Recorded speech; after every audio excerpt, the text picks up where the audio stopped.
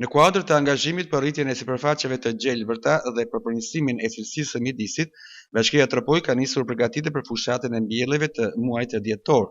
Aktualisht ekipet në terren po hapin gropat për mbjelljen e 1500 fidanëve, pjesë e planit sezonal të gjelbërimit në territorin e bashkisë. Këto ndërhyrje paraprake synojnë krijimin e kushteve optimale për mbjellje dhe për një rritje të qëndrueshme të fidanëve në vijim.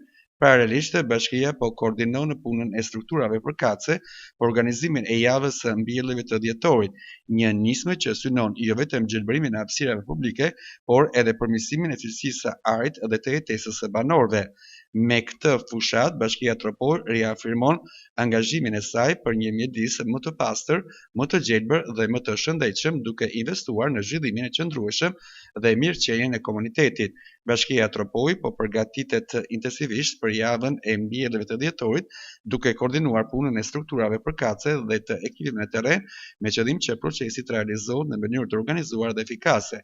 Kjo nismë synon jo vetëm gjelbrimin e hapësirave publike, por edhe rritjen e ndërgjegjësimit për mbrojtjen e mjedisit dhe përmirësimin e cilësisë së jetës për komunitetin.